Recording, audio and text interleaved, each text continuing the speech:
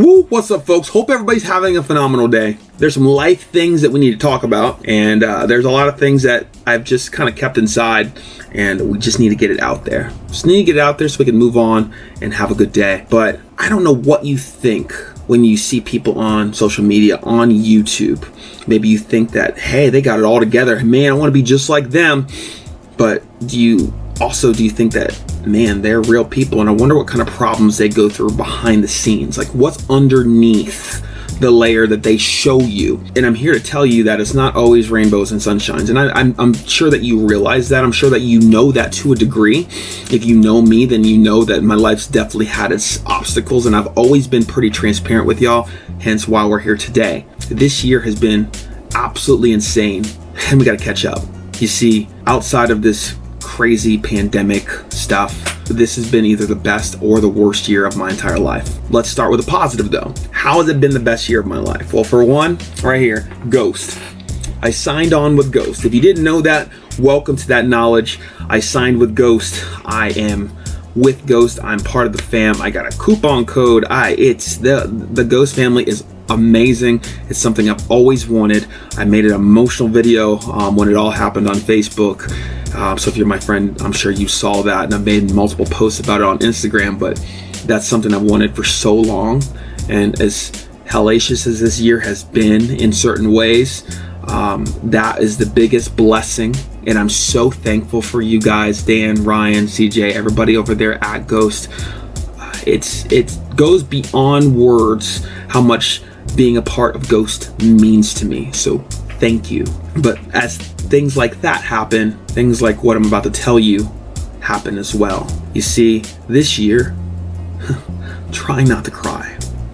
This year, I got engaged, and a lot of you know this, but there's a lot of you that don't. This year, I got engaged February 14th. 3 days later, I was no longer engaged, and I was no longer in a relationship. And it was the craziest thing that I've ever been through in my entire life up to this point. And I've gone through some stuff in my day. I've been taken away from my mom. I've been arrested. I've been abused by cops. I've gone into jail and into placement and into that whole foster care-esque system where they don't care about you. When you're a part of the system, they don't give a crap. And this is the craziest stuff I've ever been through in my entire life. Because we were engaged. I had been with Abby for 5 years. And she pieced out without a moment's notice, and it was almost like here today, legitimately, and gone tomorrow. Like, this is some stuff that you can't even make up. It's like in a movie. So dealing with that and fighting, like literally fighting for my relationship of 5 years, for months upon months, back and forth, the struggle, not really telling people the ins and outs of everything, and I'm not really trying to get into the ins and outs of it right here, right now, but realize that when I do something, I go into it 110%. Like, that's my world. That's what my decisions are based around, that, especially in the confines of a relationship. Like, the decisions that I make affect them, like, flat out. So there's sacrifice that goes within that, and there's a lot of things that I sacrifice for that relationship, and that's not to down her or anything like that, but my gosh, I really thought I would be planning my wedding right now, not moving forward past my last 5 years of my life. I really thought. So she left, and she left me and my whole world in disarray, truly without much of an explanation, which is super disrespectful and just crazy. And her parents enabled it. I never felt like her parents actually loved me or wanted me. One of the things that they told me is that my upbringing was a red flag. My upbringing, all the stuff that I've overcome in my life to be the man I am today, all of that was a red flag.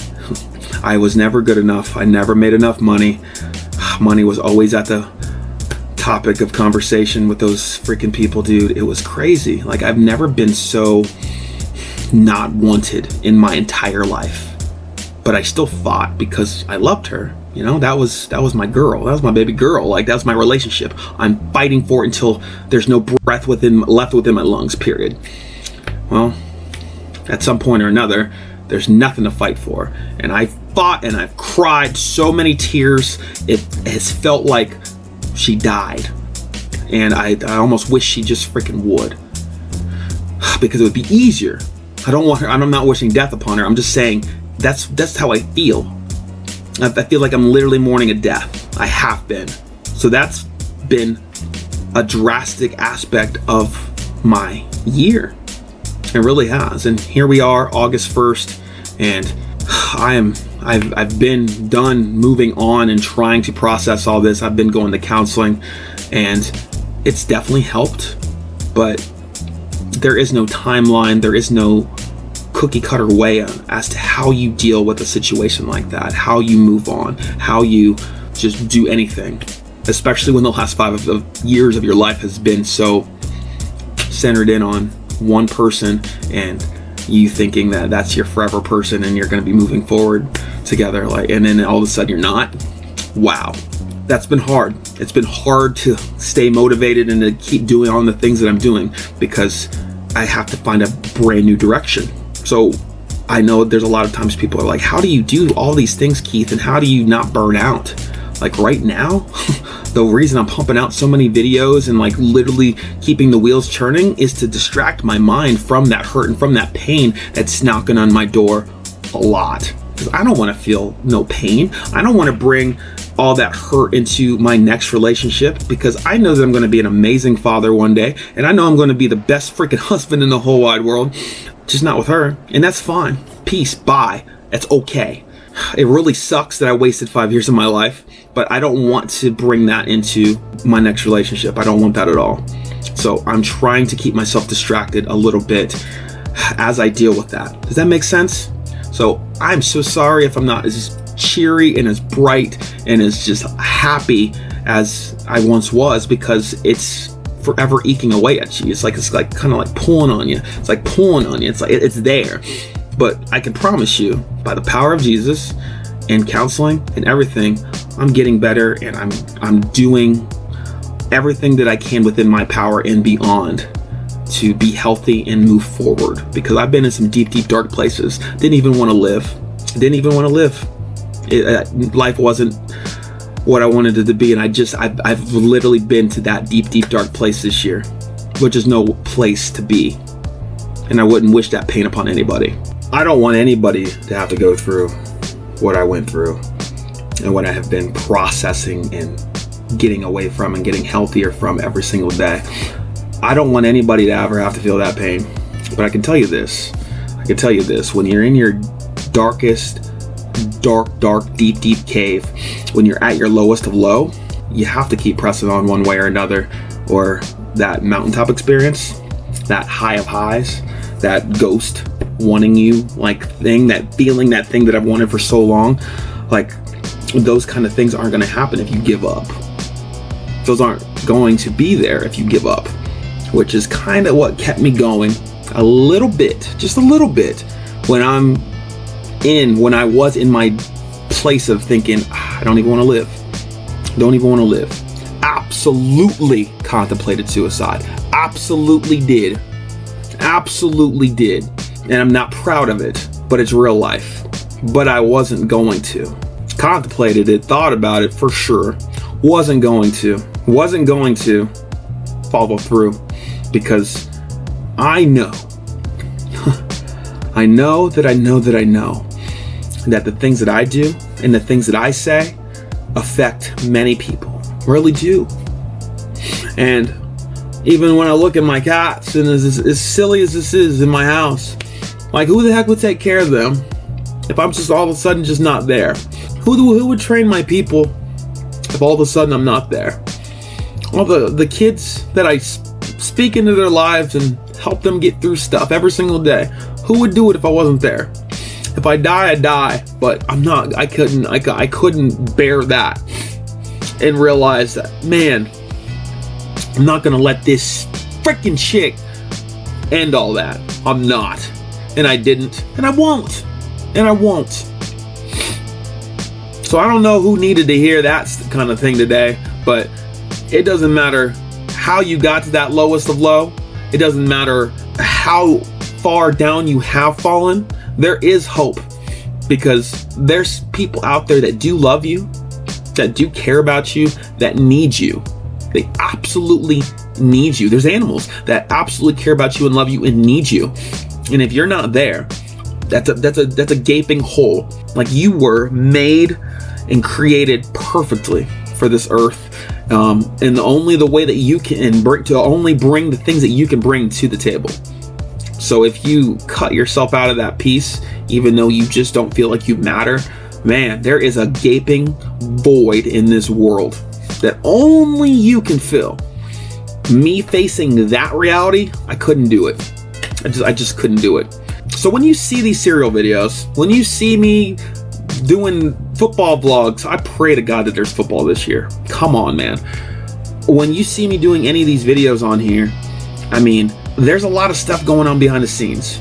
When you watch your favorite YouTubers and people on Instagram and on Facebook or whatever social media platform, they might be entertaining y'all, bringing you laughter, bringing you joy, making you cry. I don't know, but they're bringing you and making you feel some form of emotion. That's why you keep watching them, because they're entertaining to you in some way.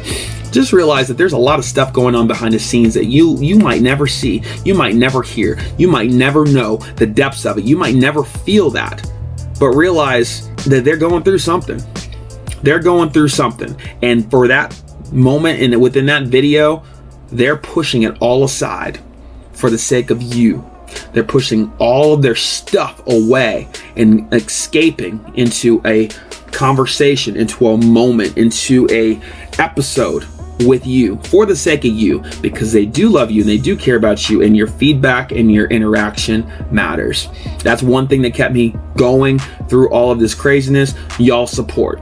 Y'all support has meant the absolute world to me, because I felt so low and just worthless in the midst of everything that was happening. And I'm telling you, I don't feel that way right now. Like, I feel empowered, if anything, because when somebody gives up on you, you can't give up on yourself. Flat out. Abby might have gave up on everything that happened from our past 5 years, but I'm not going to give up on me. Y'all aren't going to give up on me, and I'm here for you. That's why I'm telling you what kind of cereal is good, what kind of supplements are good. When our football season happens, man, I'm going to keep you intact every single week, and I got lots more content coming. I really do. If anything, I'm motivated to rock the heck out, because I know who the heck I am. I know that I'm a mover and a shaker, and we're going to keep on moving and shaking forward, baby girl. We really are. We really are. I've been through some stuff in my day, and every single time I've overcome, I've come out on top and better than I was before. So that's how I'm looking at this situation, and I'm like, you know what? We're gonna be okay. It's been hard. It really has been hard, but we gonna be okay. So I just wanted to have a sit-down conversation with y'all and give you that little insight, okay? So thank y'all so much for watching this. Just really wanted to give you an inside feel as to what I've been carrying with me when I'm making these videos, because I try to block it all out, and I try to be happy, and I try to just put the best foot forward whenever I put something out there. But there's been a lot of weight dragging behind me. It really has been. And I think we're all going to be okay. We're all here, and everything's going to be just freaking dandy. When you look at your favorite people on social media, just look at them in a more human sense. We are not immune to real life. Not at all. If anything, we're more of a target, because our life's a little bit more public. And I try to be careful with what I put out there and how I portray it.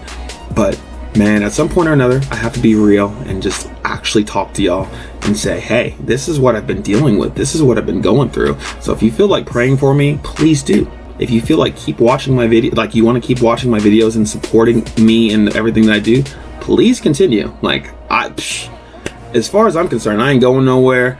We got awesome things ahead, and this next 6 months, despite COVID, despite all the things that are happening, are going to be even better than the previous. For sure. For sure. But I love you guys and gals. Make sure you join the Keefrica Club. Like and subscribe. And until the next one, peace.